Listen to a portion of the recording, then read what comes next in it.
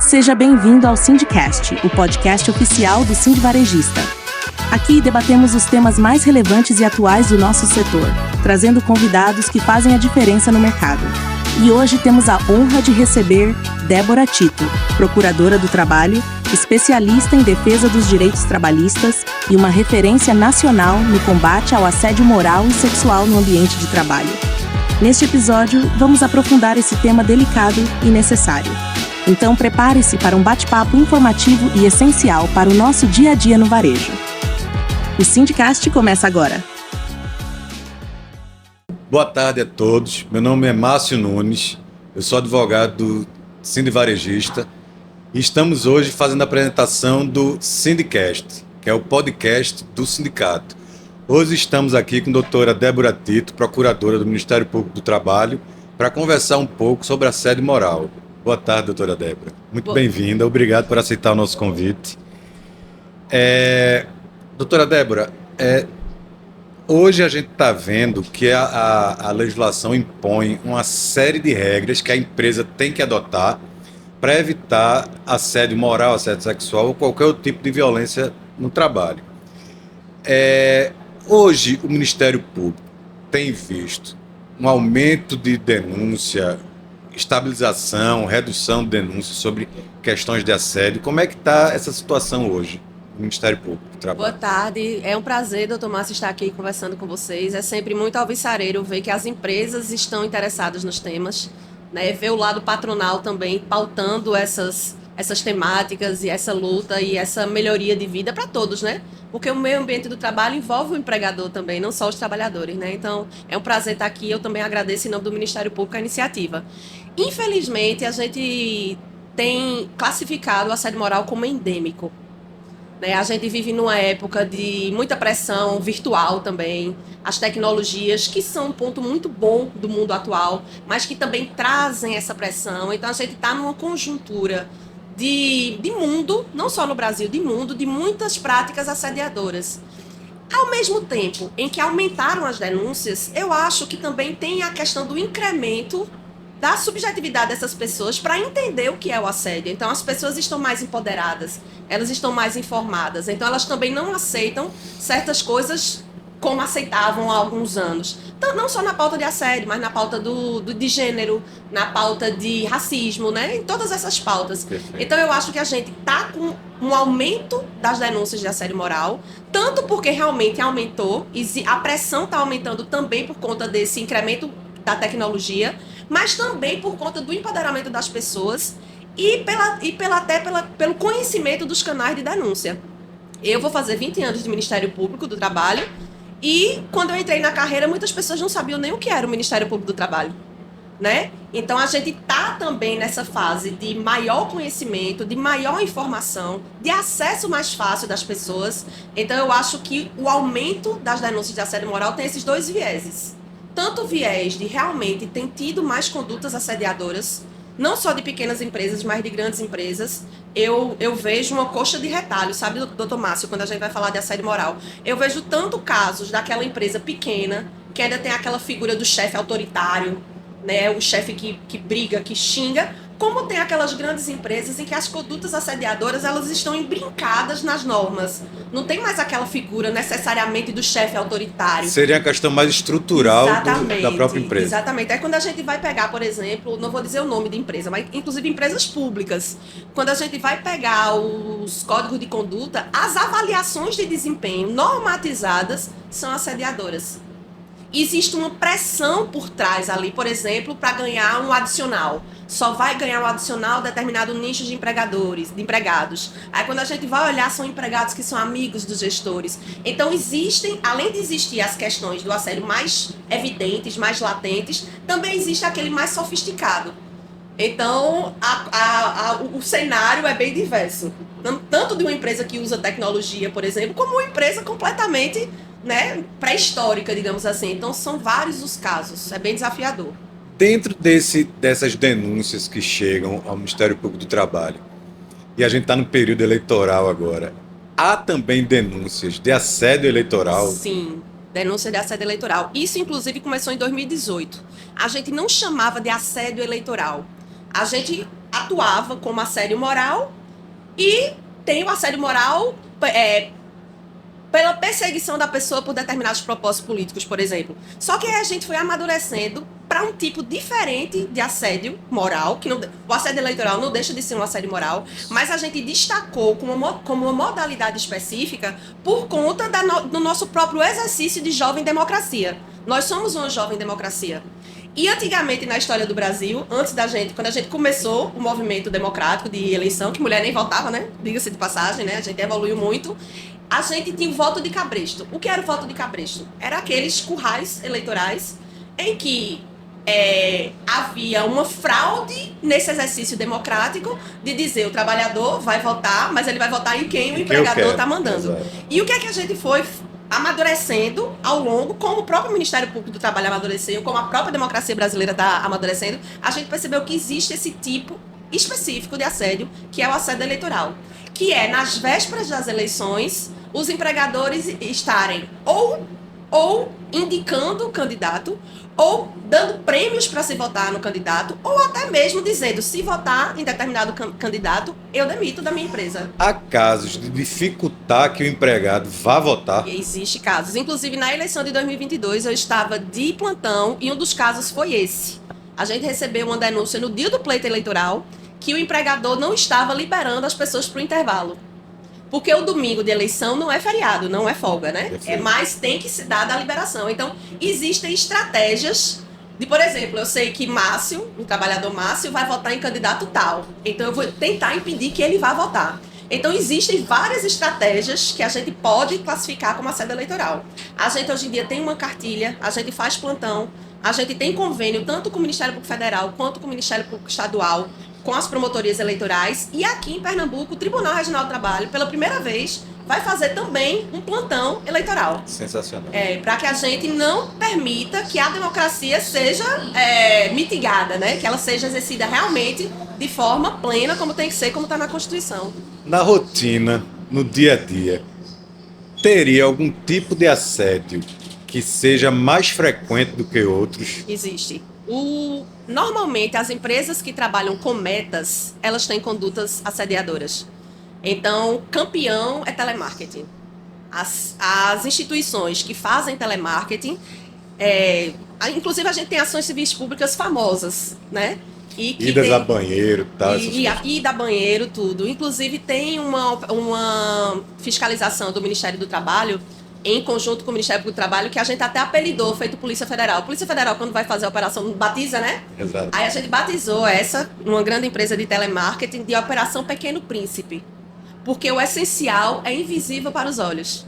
Então você chegava naquela empresa de telemarketing, via aquela situação acontecendo, achava que não tinha pressão, mas quando a gente ia fazer as entrevistas, ia ver como era, um ambiente completamente assediador, ao ponto, inclusive, de monitorar um trabalhador indo ao banheiro. E aí a gente firmou um TAC com outra empresa, que não foi essa da Operação Pequeno Príncipe, e eu recebi uma denúncia nova, também não vou dizer o nome da empresa, mas eu chamei alguns trabalhadores, essa empresa tem um termo de ajustamento de conduta, que é um termo de comprometimento com o Ministério Público. Até uma curiosidade que eu sempre tive, essas empresas que firmam TAC, elas costumam dar cumprimento ou costumam não cumprir o que foi ajustado? A gente espera que elas cumpram o que foi ajustado sob pena de multa. Mas essa empresa, especificamente, ela firmou um termo de ajustamento de conduta para não permitir assédio moral, inclusive com essa questão das idas ao banheiro, intervalos, etc. E eu recebi denúncia recente agora, e eu vi os trabalhadores, né? Não chamei a empresa ainda. Chamei alguns trabalhadores como testemunha e eu vi de vários trabalhadores o retorno dessa conduta. O que é que eu acho que algumas más empresas, não são todas, né? A maioria se adequa. Eles esperam um pouquinho, eles cumprem quando assinam TAC, mas passam 2, 3 anos, eles já começam a relaxar do cumprimento das obrigações. E a gente continua com o procedimento em acompanhamento, ou seja, é um compromisso para a vida, para melhorar sempre, não pode ser ali pontual. E aí, uma das testemunhas disse que viu quando um gestor gritou com a trabalhadora porque ela foi ao banheiro sem avisar. Difícil. É difícil, né? É completamente ilegal. Então, eu vou chamar a empresa. Se a empresa não se adequar, a gente vai fazer o quê? Vai executar o TAC, porque o TAC é um título extrajudicial. E a gente tem usado essas multas, a gente tem revertido para projetos sociais. Então termina também que a gente tem uma preocupação social com esse recurso. Né? Fica aquela ideia de que o Ministério Público quer tirar o dinheiro da empresa. Não, não é. A gente quer que a empresa se adeque. E a partir do momento que não houve essa adequação e tem uma condenação, a gente pode pegar esse valor e reverter para instituições, para projetos sociais, para que essa penalidade pedagógica também tenha um fim de melhoria de vida das pessoas. A gente, inclusive, tem um banco de projetos que várias entidades apresentam e a gente destina esses recursos dessas multas para esses projetos sociais. Entendi. A questão do assédio sexual ainda é muito presente dentro das empresas? Eu acho que o assédio sexual tem diminuído muito. Né? A gente já teve muito mais casos. Duas coisas. Diminuído porque as pautas de gênero elas estão mais nas luzes. Né? A gente já tem legislação, a gente já tem uma conscientização maior. E muitos homens não são machistas ou misóginos porque também têm medo da punição. O que eu estou notando é que está tendo um pêndulo aí. Por exemplo, eu fui dar uma palestra sobre assédio sexual numa corporação militar, que normalmente é muito machista. É um braço policial que só 7% são mulheres. E eu fui dar essa palestra justamente porque houve um caso de assédio sexual. E aí eles fizeram a parte repressiva de afastar o assediador, indenizar a vítima, ok. Mas aí também eles queriam um processo de educação desses homens, porque muitas vezes os homens, eles não foram educados para respeitar as mulheres. Então, às vezes é uma maldade, mas às vezes é até mesmo uma cultura de misoginia, de piadinhas e etc. E eu terminei ouvindo de um policial lá que agora a gente não pode mais nem falar com mulher. Né? Tem então essa... a gente vive esse pêndulo, mas eu acho que também é importante esse pêndulo para que a gente chegue num viés de educação. Quando eu fui me aprofundar mais nas questões de assédio sexual, eu inclusive até mudei. Não sei se vocês lembram de uma campanha bem famosa que é Não é Não. Depois do não, tudo é assédio. Quando a gente vai estudar assédio sexual, a gente vê que não é só isso, porque muitas vezes a mulher não consegue dizer não. Dizer não é muito difícil. Então dizer que não é não e depois do não tudo é assédio, pode ser que a mulher nem tenha conseguido dizer não. Porque várias situações de assédio sexual, quando acontecem, a mulher trava. Ela não sabe como reagir. Então o homem mal educado e misógino vai interpretar esse silêncio como uma permissão, né? Mas, voltando à sua pergunta, ainda existem muitos casos de assédio sexual, mas eles têm sido mais pontuais. O que pode gerar uma preocupação, porque pode ser porque as mulheres estão mais caladas, estão com medo, né? Ou pode ser realmente porque as pessoas estão se educando mais. Mas as denúncias são mais de assédio moral mesmo, assédio sexual são menores. Dentro desse caráter, vamos dizer assim, pedagógico, a senhora não acha que também pode representar uma inibição de assédio? Situações que a gente tem visto ultimamente no judiciário, de que os assediadores estão sendo responsabilizados pelos danos que a empresa teve que suportar para indenizar o funcionário ou a funcionária assediada. Com certeza, porque num assédio sexual, por exemplo, o assediador pode não ter deixado de ser machista, de ser misógino, de ser desrespeitoso. Na cabeça dele, ele pode se achar certo, mas ele já não vai fazer. Porque ele vai saber que se ele fizer, vai ter uma repercussão, que vai ter uma penalidade. Então, esse sentimento de que não vai ficar impune, ele inibe, sem dúvida. E é importante a repressão. A repressão tem que estar ali. Qualquer caso de assédio sexual, principalmente, que é um crime, que assédio moral não é crime, assédio sexual é crime, né? Tá no artigo 216A do Código Penal. É importante ele saber que vai ter essa prevenção, essa repressão. Mas a gente pode, além dela, também buscar essa prevenção. Buscar que as pessoas se eduquem, buscar que as pessoas evitem termos pejorativos. Era um ponto que eu queria abordar com a senhora. A gente sabe que o Ministério Público do Trabalho ele tem algumas recomendações para que as empresas adotem a fim de evitar qualquer tipo de assédio. Sim. Dentro do ambiente de trabalho. A senhora poderia indicar alguns pontos que a senhora considera como mais importantes que as empresas devem adotar imediatamente para minimizar Isso, esse risco. Seguindo lá a Lei 14.457, que ela fala bem genérico que as empresas têm que adotar medidas. Eu tenho orientado as empresas a, independente de qualquer tipo de caso de assédio, independente de reclamações sobre o clima de trabalho, independente de pesquisas de que determinado setor tem pressão ou não, que eles já pautem prevenção com base na cultura de paz e na comunicação não violenta. Então, eu defendo que sejam fornecidas essas capacitações, independente do caso. Porque a comunicação não violenta, ela não é a pomba branca da paz ali, não é uma coisa ingênua, é uma técnica. Inclusive, o autor do livro, e que está sendo disseminado aí, ainda bem, no mundo todo, o nome do livro é Técnicas para a resolução de conflito. Então, a comunicação não violenta não é simplesmente você ser cortês ou você ser cordial. É uma técnica que as pessoas podem aprender e de qualquer idade. Porque eu escuto muito, principalmente quando tem assédio moral no âmbito dos tribunais, e tem assédio moral no âmbito dos tribunais. A gente tem casos de desembargadores e juízes que não cumprimentam servidores. Que se não chamar de doutor, não vai ter diálogo. E são pessoas normalmente mais velhas, etc. E a gente escuta, não, essas pessoas mais velhas não aprendem. Aprendem sim. Qualquer pessoa de qualquer idade. Por quê? Porque é uma técnica. É igual você. A gente tem que começar a pensar no aspecto psicológico, na rigidez psíquica, no meio ambiente de trabalho, como um aplicativo de celular que um dia eu vou ter que aprender. Todo mundo migrou para o PJE? Isso. Eu fico fazendo essa brincadeira. Assim, não é dizer, tá velho, não aprende. Aprende sim. Pode não internalizar como a gente gostaria, mas não vai mais fazer com medo da repressão. Sobre essa questão da linguagem não violenta, eu tive a oportunidade de participar de um treinamento desse. E eu posso dizer que no treinamento, com o Dr. Marcelo Pellizzoli, a gente que está participando chega a ficar emocionado, porque ele faz algumas abordagens que a gente não tinha parado para pensar ainda. Quando a gente para analisar, vê que realmente a gente estava agindo de forma equivocada, isso. Até nem imaginando se tratar de assédio, mas agir de forma indevida do que seria exatamente o correto.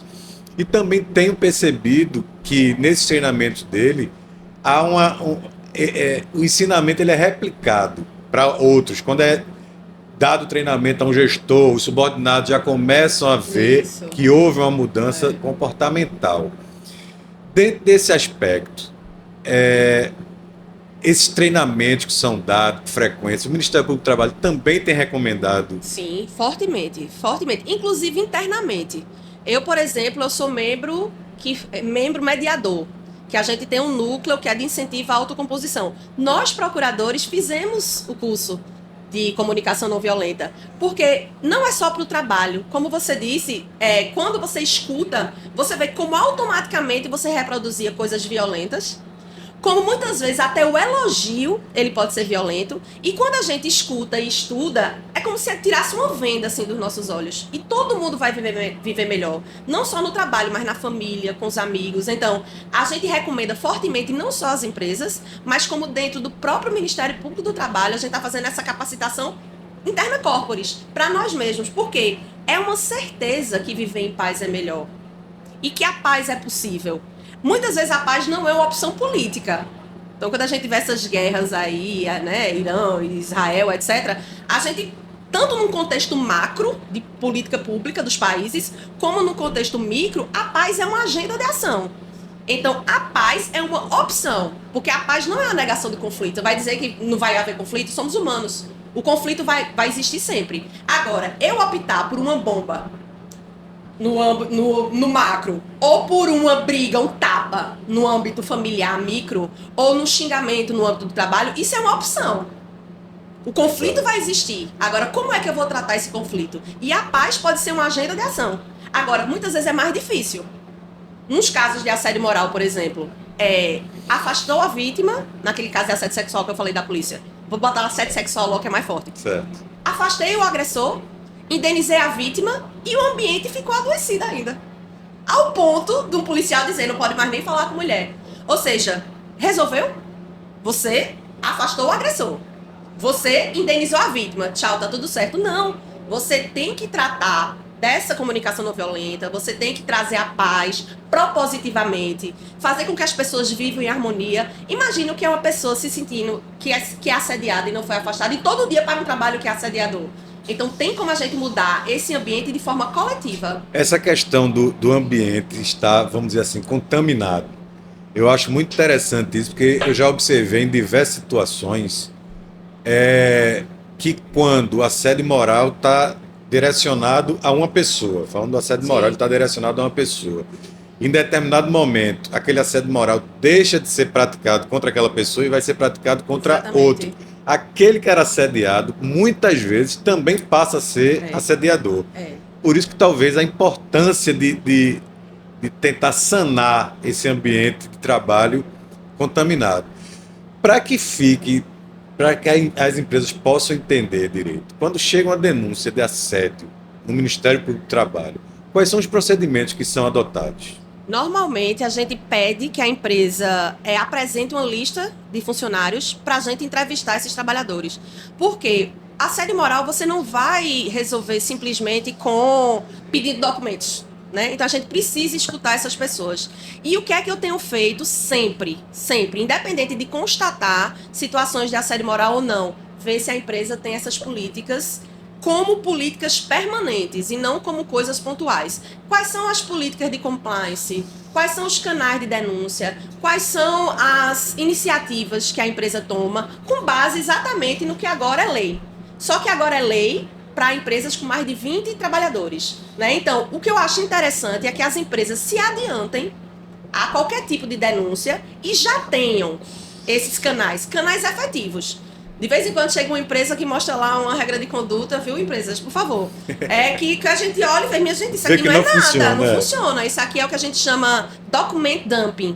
Aquela empresa que joga um monte de documento pro procurador, o procurador não sabe nem, né, ver aquele catatal de arquivos, e quando vai espremer não tem nenhuma ação realmente efetiva para melhorar o clima organizacional. Então eu diria que as empresas precisam prevenir, se adiantar. Por quê? Mesmo que eu entreviste trabalhadores e escute que há uma prática de assédio moral, eu não vou necessariamente acionar a empresa. Eu vou chamar para ver o que é que está acontecendo. Porque, como eu disse, o conflito sempre vai haver. O que a gente precisa, como Ministério Público, e eu acho que é importante para as empresas também, é saber que está sendo olhado, que o problema está sendo tratado, que o problema não está sendo negligenciado ou tratado como uma coisa menor. O clima de trabalho, a rigidez psíquica no meio ambiente de trabalho, ela é muito importante. Ela eu acho que, inclusive, mais importante do que a própria saúde física e a saúde mental, né? Nessa era que a gente está de tantos adoecimentos, né? Então, eu diria às empresas que se adiantem, cumpram devidamente a legislação, não só uma coisa superficial, mecânica, porque vai beneficiar, inclusive, o próprio empregador. Marshall Rosenberg, que é o autor lá de Comunicação Não Violenta, ele traz vários exemplos de, inclusive, empresas que tinham assim, aquele comportamento neoliberal clássico que terminaram se beneficiando da harmonia no ambiente de trabalho. A paz e a harmonia, a cooperação e a solidariedade é o melhor caminho. Aumenta, resultado aumenta. Exatamente, tudo melhora. Doutora Débora, para a gente concluir essa nossa conversa, a senhora tem dois aspectos. A senhora tem percebido que há mais assédio em razão de gênero, são mais mulheres assediadas ou mais homens, há essa impressão, e se as empresas estão cumprindo com a obrigação de criar o canal de denúncia de forma anônima, né, sem identificação do denunciante, se isso também tem acontecido. Quando é assédio sexual, a questão de gênero é muito forte. A maioria das vítimas são mulheres. Então, no assédio sexual, sem dúvida, existe aí uma questão de gênero, que a gente tem que ir atrás das causas também. No assédio moral, não. A gente tem casos de homem, mulher, entre colegas, que é o ascendente, descendente, horizontal. Isso. A coxa de retalhos, quando é assédio moral, não tem esse recorte de gênero. Então, para assédio sexual, tem um recorte de gênero evidente, e para assédio moral, não. Não existe esse recorte de gênero. E qual foi a outra pergunta? Se as empresas estão instituindo o canal de denúncia. Eu vou ser bem franca. Eu acho que muitas empresas estão fazendo uma coisa meio para inglês ver. Como agora virou uma obrigação, né, com a lei 14.457, instituída, mas sem funcionar. Exato. Eu tenho um caso de uma empresa que colocou o lugar do canal de denúncia do lado da diretoria. Aí você imagina que um trabalhador que está se sentindo assediado vai lá do lado da diretoria fazer a denúncia. Então, assim, ao mesmo tempo, eu vejo muitas empresas empenhadas. Muitas empresas, inclusive, que nem tem casos de assédio moral, que eu nem comprovei na prática o caso de assédio moral, e que tem políticas muito mais relevantes, muito mais importantes e com treinamentos muito avançados. Então, tanto tem aquelas que tratam a coisa meio só para cumprir a lei, vamos cumprir a lei tá mandando, vamos fazer, enquanto tem outras, normalmente de vieses mais humanizados, que estão até indo além, que estão capacitando todas as instâncias dos seus trabalhadores. O que a gente percebe é que realmente essa questão de assédio, seja do formato que for, tem que ser afastado. E finalizando essa nossa conversa, inclusive muito agradável, obrigado mais uma vez pela participação. O que é que o Ministério Público do Trabalho teria a dizer para as empresas em relação ao cumprimento dessas obrigações para evitar, impedir, na verdade, que aconteça esse tipo de assédio? O que é que o Ministério Público do Trabalho poderia deixar como recomendação? Sem dúvida, é investir na prevenção. A prevenção, ela não é cara, ela não vai trazer grandes aportes de recursos, e ela é, sem dúvida, o caminho mais estratégico, o caminho mais eficaz, até mesmo para os casos já postos. Porque, ainda que tenha havido uma situação de assédio, depois fica aquele clima que eu digo que o ambiente não está mais doente, parece não estar doente, mas está convalescente. Então, investir em prevenção, sem dúvida, é o melhor caminho. Até porque, falando dessa parte estritamente financeira, vai sair, vamos dizer assim, mais barato. Exatamente. A prevenção do que uma Exatamente. futura indenização, responsabilização criminal. Perfeito. Consequência Perfeito. disso. Exatamente. Perfeito. Olha, muito obrigado por ter comparecido. Também. Parabéns pela iniciativa, e o Ministério Público está à disposição sempre para conversar sobre esses atributos trabalhistas. É o objetivo do Sindi Varejista, está trazendo sempre as informações para que as pessoas, as empresas por ela representadas, tenham consciência, tenham ideia do que pode ser feito e das precauções que devem ser tomadas. Perfeito. Muito obrigado. Obrigada também.